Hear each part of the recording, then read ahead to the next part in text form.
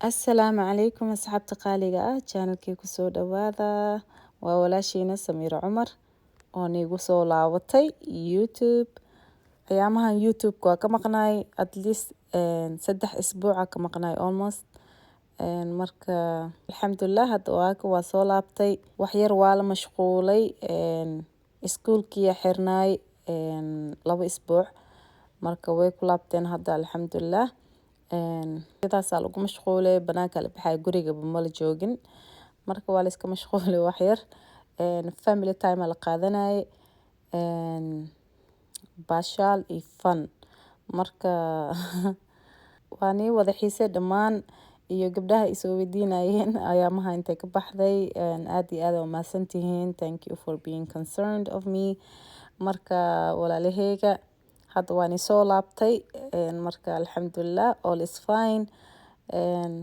YouTube-ka videogeyga 2020 ugu horeeyay waa kana maanta waxaa rabaa in la share gareeyo spaghetti and meatball oo dhaxda cheese ugu jiro marka insha Allah oo aad u macaan badan oo caadi ahaan marka intaan waxaa ku daray meeshaan waxaa igu diyaarsan hilib shiishiid kabsar caleen oo soo jarjaray hal xabo ukun xawaaji basasha oo shiidan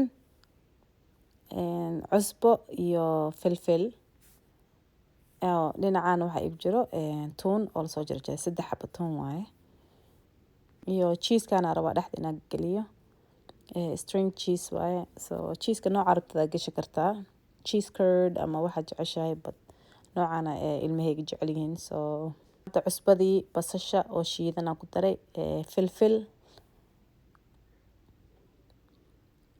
xawaaji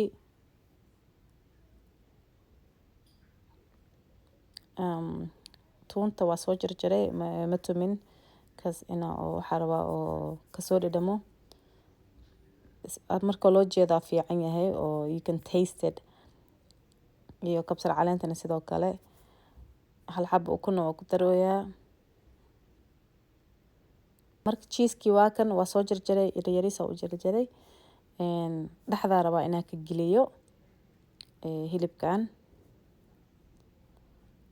waa kan dhaxda markii la geliyo sidaan uu soo baxaa cheese-kii wuu ku dhex daboolan yahay marka ka bacdi saliid kuleel ku dhex ridooyaa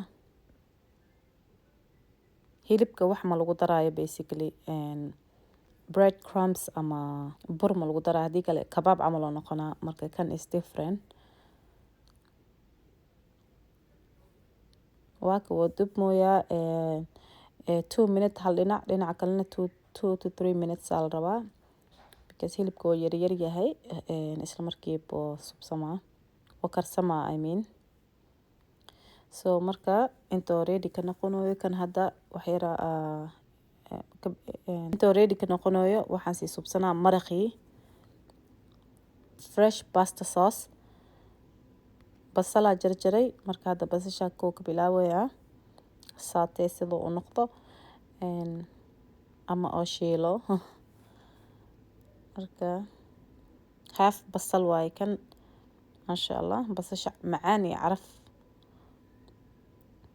maraqa aad u macaan ugu dhigaa soo basal la'aan ma jiro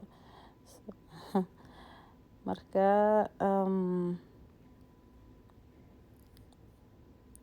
waakaas basasha markay shiilanto ka bacdi waxaan ku daraa waakasa markay u soo gaduudato 5 xabo tomatoes oo fresh waaye oo soo shiiday waaka sidaan isku dhex daray saliidna wax yar waa u roonayay like half a cup camal waaka 5 daqiiqo saa markay igu karsanto waaka saan isu gaduudnay waxaan ku darooyaa hal qaado oo yaanyo shiishiidka asina si fiican isku gaarsinaa yaanyo shiishiidka macnihiisa waxa waaye inuu maraqa creamy ka dhigo macaan masha Allah waaka sida si fiican isku gaarsiinoyaa kulli sidoo isku wada qabsado I think waakaas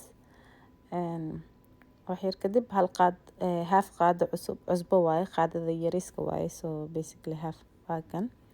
iyo xawaaji aan ku daroyaa. basbaaska optional waaye, crushed pepper, marka intaasaa isku dhex qasaa. of course kabsar caleen iyo tuun la-aantiisa ma soconayso cunto ama maraq, so is a must. markaas waa ku daray sine hilibka waa ku daray, intana waa ku darayaa. so isla markii caraf waxaa kasoo baxay markii lagu daro oo macnaha aad u fiican oo caadi ahayn, maasha allah. dhadhankana aad u fiican yahay markii lagu daro. so hadda hilibkii aan duwaayay ku dhex daraa inta. waxyar cheese aa kasoo dhex baxay I think it's exploded. marka waa kaas sidaan uu noqonaa. waxyar kadib kabsar caleen yaraa kor ka saaray. maraqii waa diyaar hadda. dhexdii cheese ugu jiro hilibka. everything is fresh. spaghetti and meatball cunug jecleen maba jira umaleynaa America joogo. spaghetti and meatball lifekooda waaye. marka waa kaas. marka ilmaha aad ay uga helaan. waa kan baastadii yaa kariyey. baasto oo spaghetti ma iyaalin, midka fiinaha waaye.